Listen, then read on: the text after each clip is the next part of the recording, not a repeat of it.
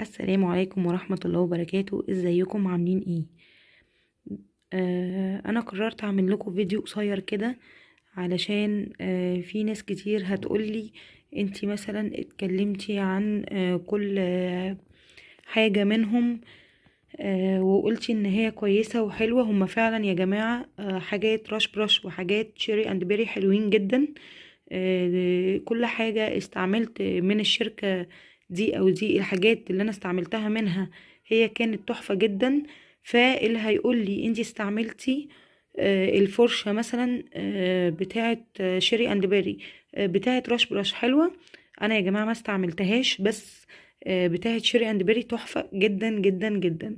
تمام. واللي هيقول لي البيبي ليس بتاعة رش برش دي احسن ولا اي واحدة تانية عندهم، انا ما استعملتش غير دي، ودي حلوة جدا جدا جدا لو استخدمتيها ببخار او من غير بخار. في الحالتين هي تحفة. والدراير من راش براش، في طبعا كذا دراير عندهم، وفي دراير برضو عند شيري اند بيري. فهم يا جماعة اكيد الشركتين اي حاجة فيهم حلوة. نفس النظام. مكوة الكيرلي حلوة جدا، وبتعمل الكيرلي مثلا لو عديتي من 1 ل10 وسبتي الخصلة فهي بتعملها حلوة جدا. انا قلت اعمل لكم فيديو سريع كده علشان في ناس بتخش تسألني مثلا الفرشة دي انت استخدمتيها، طيب فرشة راش براش حلوة ولا لأ، او البيبي ليس او اي حاجة منهم. فهم لو حاجة زي اللي انا جايباها بس من شركة شيري اند بيري فهي برضو حلوة، نفس النظام راش براش تحفة. انا بحكم على الشركتين من الحاجات اللي انا استخدمتها من عندهم.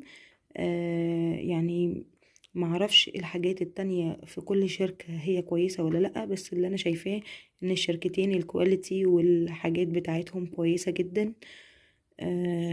اللي هيستخدم حاجة ويجربها بعد ما يشوف الريفيو ياريت يقولي في الكومنتات ايه رأيه. لو عايزة تعرفي ايه اللي يناسب خصلة شعرك ممكن تتفرجي على الريفيوهات بتاعتهم كل واحدة لوحدها. وكمان انا عامله مقارنه ما بين كل حاجتين، يعني الدراير والفوليومايزر والبيبي ليس والفرشه.